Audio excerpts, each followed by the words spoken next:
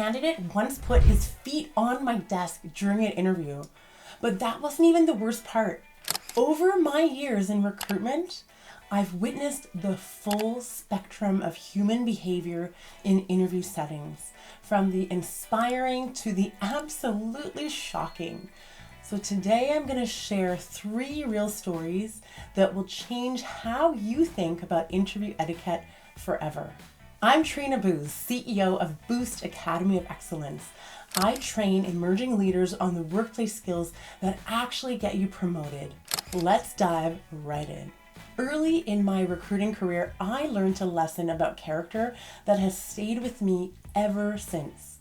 I was a junior recruiter fresh out of college, and I interviewed a senior art director for a role. And when I asked him to complete our standard registration paperwork, something that every candidate had to complete, regardless of level, his response completely shocked me.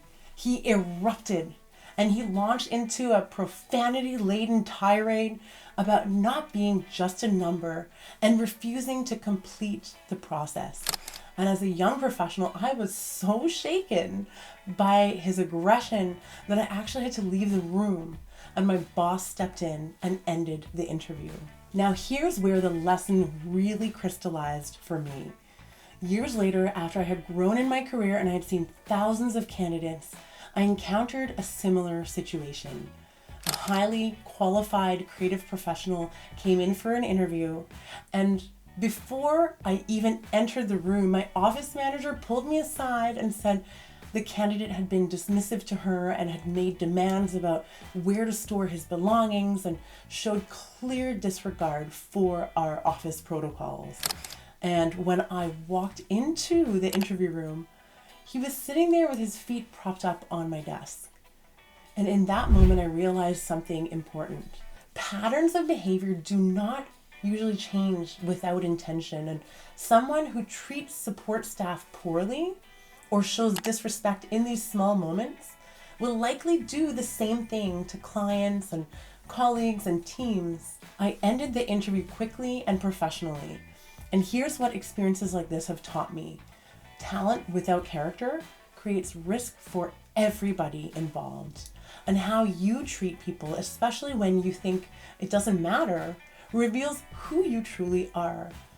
And so in a connected and professional world, these patterns become your reputation. Not every etiquette mistake is going to be that extreme. Sometimes it's the subtle things that derail an interview. Earlier in my career, when Apple Watches had just hit the market, I interviewed a promising senior PR candidate, and she had an impressive background with strong references, and we were having what I thought was a great conversation until about 30 minutes in, she started glancing at her watch every minute or two. Her eyes would dart to her wrist. The constant checking became so distracting that I actually stopped listening to her responses. I found myself thinking, is she bored or does she have somewhere more important to be? So finally, I had to ask, do you have to be somewhere else right now? And she apologized immediately, explaining that she was getting notifications about her expired parking meter, and the notifications kept buzzing on her wrist and she couldn't help but look. And now here's the thing, I completely understand that feeling of panic about parking. We've all been there, and her explanation was perfectly reasonable.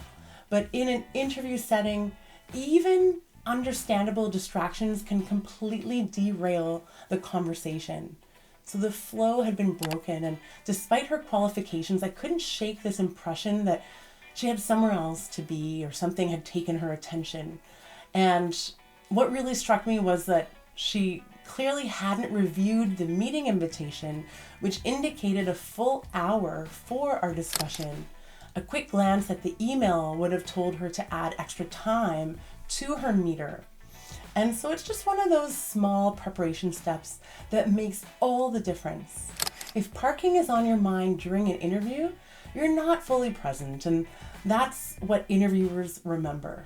Not all my stories involve etiquette disasters. Some restore your faith in professional courtesy. I once worked with an executive who had relocated to Canada from Dubai, and he was previously a chief operating officer at a global advertising agency.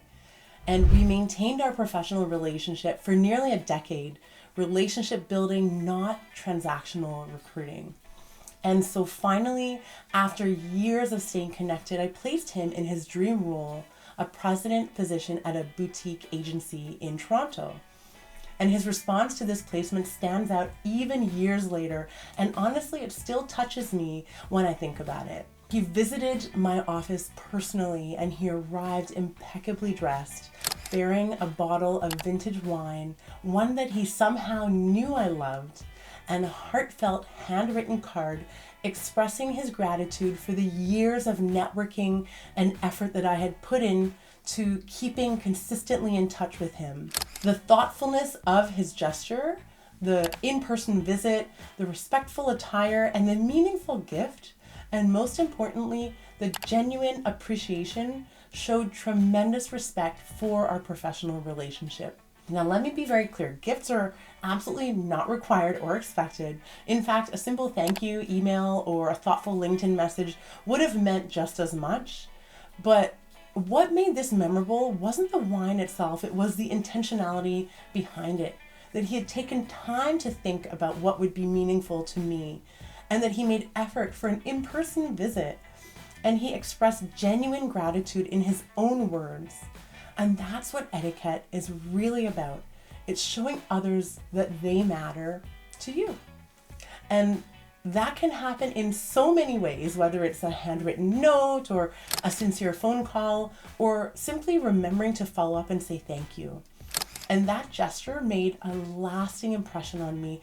And there would be very few people in the world who wouldn't be impressed by such thoughtfulness. Let me give you the practical lessons from these 3 stories. From the watch watcher.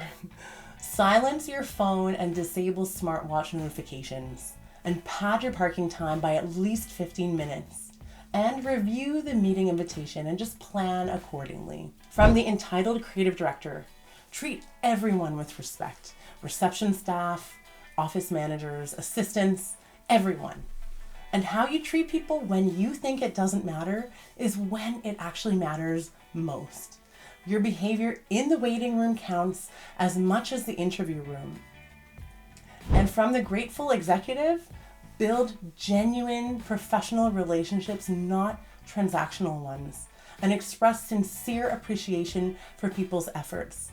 Reputation and relationships compound over time, so invest in both.